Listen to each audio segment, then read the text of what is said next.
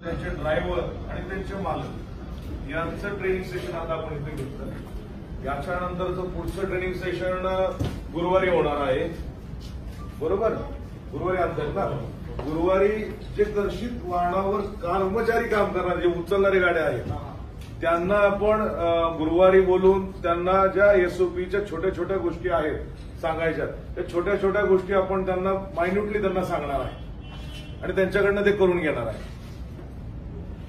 जसं की काही आता 1-2 लोकांचे हेअरकट्स प्रॉपर नाहीत, शेविंग प्रॉपर नाही, त्याच्यानंतर त्यांचा लुक प्रॉपर नाही. हा परत आपण ड्रायव्हर तुम्ही परत ज्यांना ज्यांना सांगितलंय ज्याचा लुक नाही, तू उठवती उभा राहा.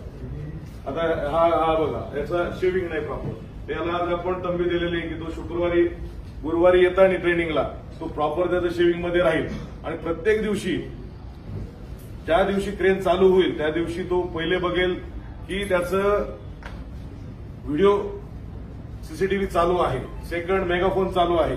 तो कंट्रोलला पहिला कॉल करेल की सीसीटीव्ही आणि मेगाफोन चालू आहे आणि नंतरच कर्षित वाहन चालवतं.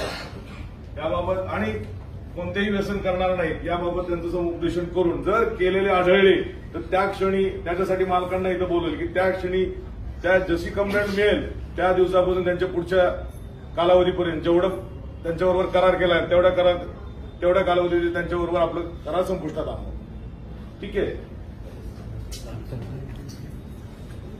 आपण कर्षित वाहनाचं चालू करत आहोत तरीही पहिले 7 दिवस म्हणण्यापेक्षा शुक्रवारपर्यंत गुरुवारपर्यंत ज्या ठिकाणी बोर्ड्स लागलेले आहेत त्या ठिकाणी परत जाऊन समुपदेशन, अनाउन्समेंट, लोकांचं जनजागरण करणार आहोत आणि त्याच्यानंतरच कर्षित वाहनं चालू. आपल्याकडे टोईंग व्हॅन आपण त्यांच्याबरोबर मुदतवाढ त्यांना करार केलेला नव्हता म्हणून जानेवारीपर्यंत बंद होत्या. जानेवारीमध्ये करार केला पण त्याच्यात काही लोकांचं किंवा समाजसेवकांचं म्हणणं आलं की त्याच्यात सीसीटीव्ही नव्हते, त्याचे मेगाफोन ऑपरेट नव्हते आणि त्याला जीपीएस नव्हतं. तर ह्याप्रमाणे आपण त्यांच्याकडनं त्या सिस्टीम्स थरली परत चेक केल्या आणि काल त्याचं इन्स्पेक्शन करून त्यांना परवानगी दिलेली आहे की कर्षित वाहनं चालू करण्यासाठी. पण हे चालू करताना आपण ज्या प्रॉपर एसओपीचं तंतोतंत फॉलोअप होईल त्यासाठी आज ट्रेनिंग सेशन ठेवलं होतं. ड्रायव्हर आणि जे कर्षित वाहनावर काम कर्मचारी करणारे आमचे जे ट्रॅफिक पोलीसचे जे कर्मचारी अधिकारी जे त्याच्यावर काम करणारे त्यांच्यासाठी एक 2 तासाचं ट्रेनिंग सेशन ठेवलं होतं आणि त्याच्यात त्यांनी काय करणं आणि काय करू नये हे त्यांना आपण त्यांच्याकडनं करून घेतलेलं आहे. तसेच आता गुरुवारी परत जे कर्षित वाहनावर कर्मचारी जे कर्षित वाहन कंपनीचे जे कर्मचारी आहेत, हेल्पर जे आहेत आणि जे लेखनिक आहेत त्यांचं आणि सीवार ला बसणारा जो आमचा अंमलदार आहे त्याचं गुरुवारी परत एकदा ट्रेनिंग सेशन करणार आहोत आपण.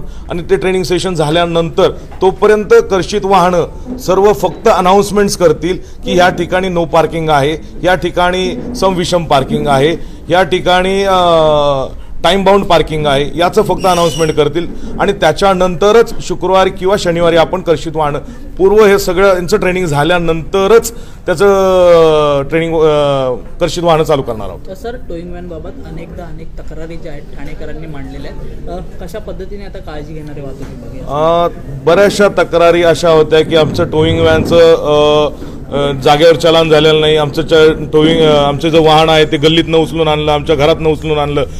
त्यासाठीच आपण याला सीसीटीव्ही लावलेले आहे जेणेकरून कुठनं जागा उचलली आणि कसं उचललं आणि कोणत्याही प्रकारे जर चलान जाग्यावर झालं नाही, ज्या ठिकाणनं गाडी उचलली त्या ठिकाणनं जर चलान झालं नाही तर त्या कर्षित वाहनावर जो अंमलदार काम करणार आहे त्याच्यावर आणि त्या क्रेन चालक असेल आणि त्याचे कर्मचारी असेल त्यांच्यावर विभागीय कारवाई करण्यात येईल.